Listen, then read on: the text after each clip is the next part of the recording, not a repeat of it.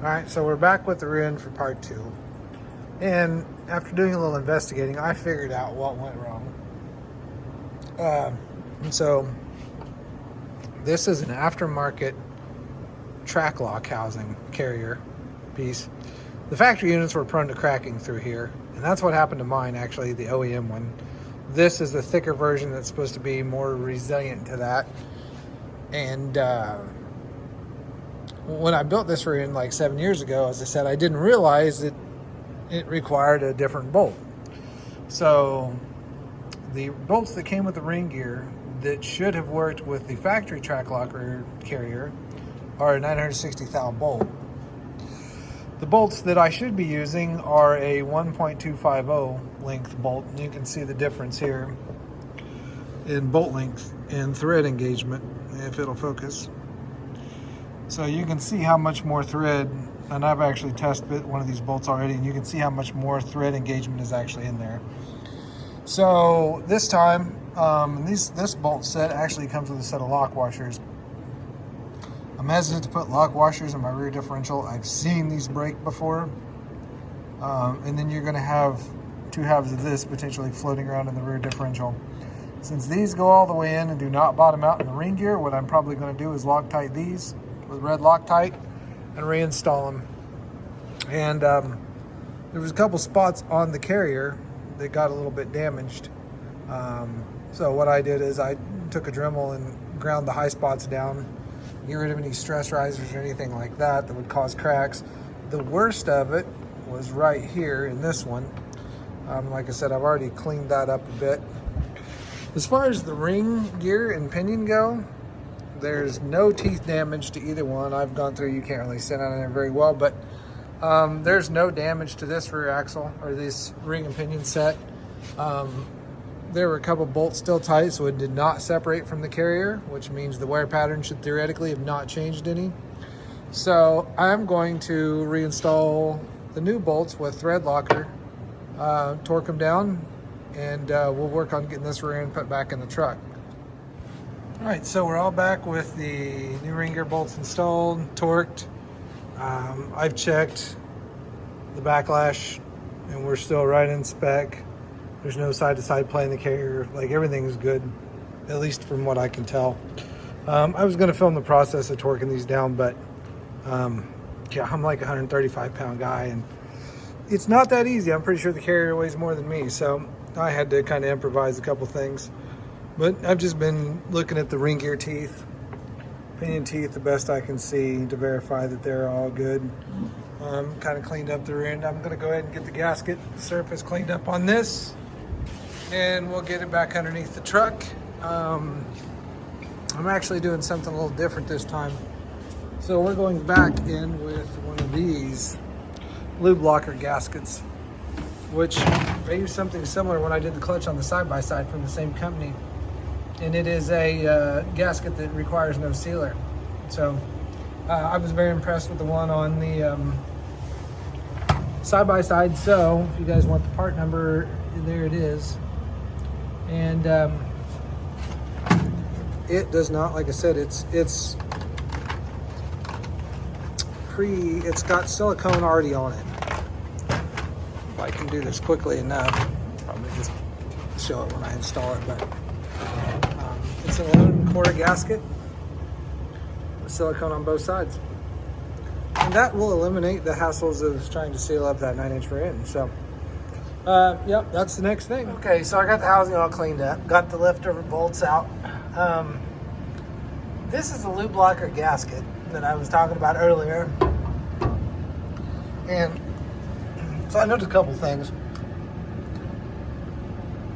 I'm a little concerned.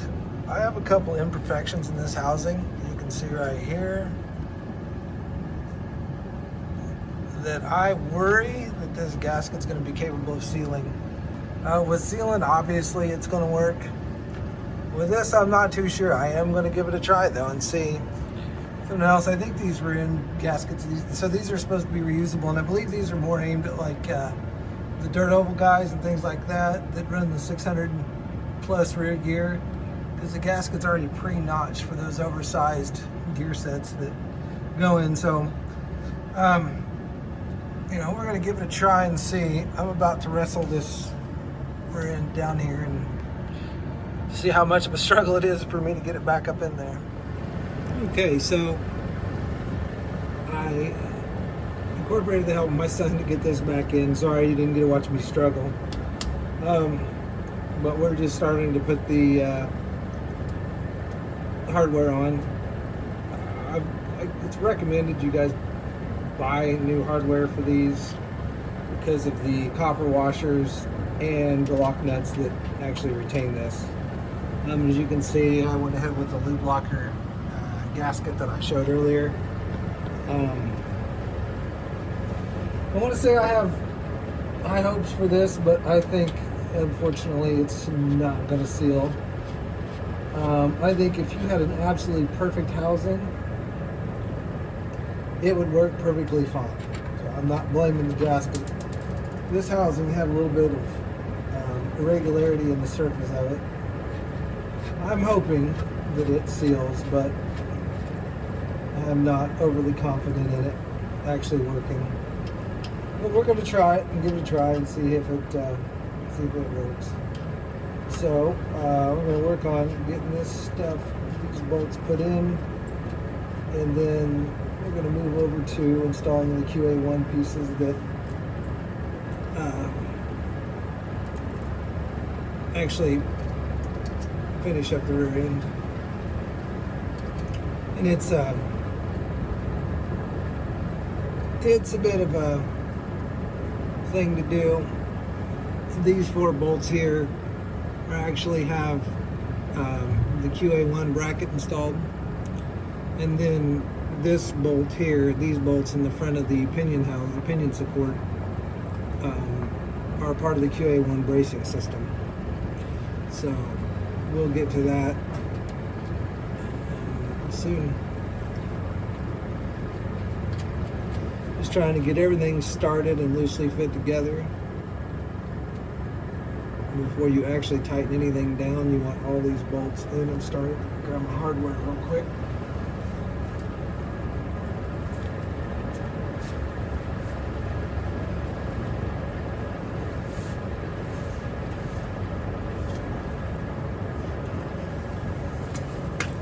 It's that Lube FedEx or UPS. Hopefully delivering something from Summit Racing. But I doubt it. I think it's early.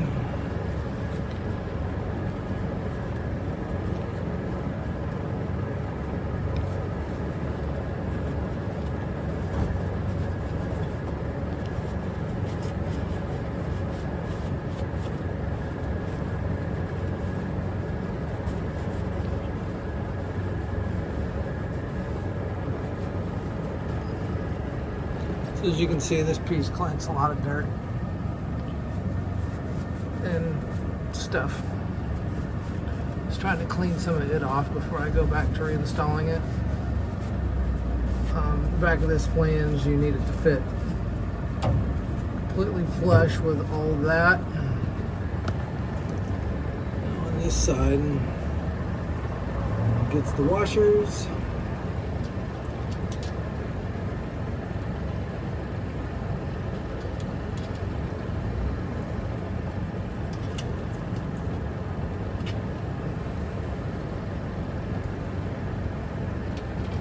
An interesting little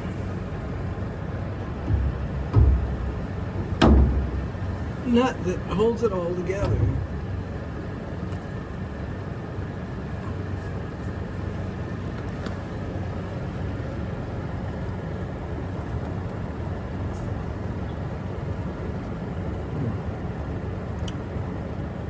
Unfortunately, my rear end is rotated, so I'm gonna have to put the jack on that, get all that line back up.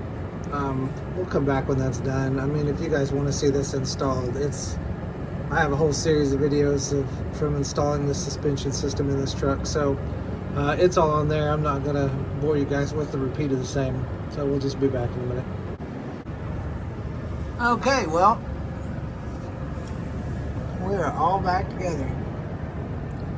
And I even took this opportunity to paint my drive shaft. So I'm gonna go drive this, but I'm going to assume that everything is going to be just fine with it, assuming this gasket doesn't leak. We'll save judgment for that for a little while. So I think that about wraps up this video. I did speak briefly about the parking brakes, and after a lot of discussion with Willwood Engineering over the flange and everything else that's going on here, as far as whether they're going to work or not, I guess you'll have to wait and see in the next video.